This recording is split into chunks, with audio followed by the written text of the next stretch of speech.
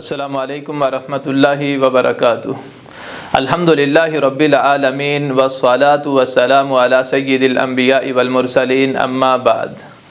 ناظرین کرام، حدیث مبارکہ کے اندر آتا ہے، سیدنا ابو ہریرہ رضی اللہ عنہ اس حدیث کے راوی ہیں۔ امام بخاری رحمہ اللہ نے صحیح بخاری کے اندر اس حدیث کو ذکر فرمایا ہے۔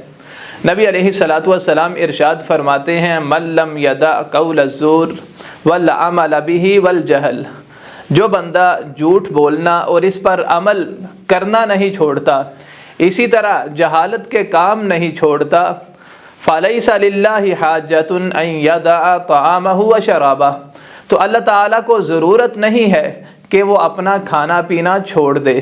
یاد رکھیے، روزہ صرف بھوکا اور پیاسا رہنے کا نام نہیں ہے، بلکہ ضروری ہے کہ انسان روزے کی حالت کے اندر اپنے آپ کو بے حیائی اور ہر قسم کے گناہ سے محفوظ رکھے، کیونکہ یہ بھی روزے کا حصہ ہے۔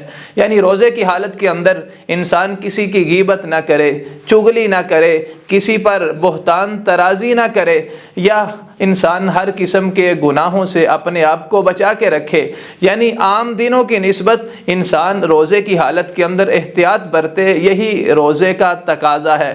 صرف بھوک اور پیاس برداشت کرنا یہ روزے کے لیے کافی نہیں ہے۔ اللہ تعالیٰ سے دعا ہے، اللہ تعالیٰ ہمیں صحیح معنوں کے اندر روزے کا اہتمام کرنے کی توفیق عطا فرمائے۔ وآخر دعوانا ان الحمد للہ رب العالمین۔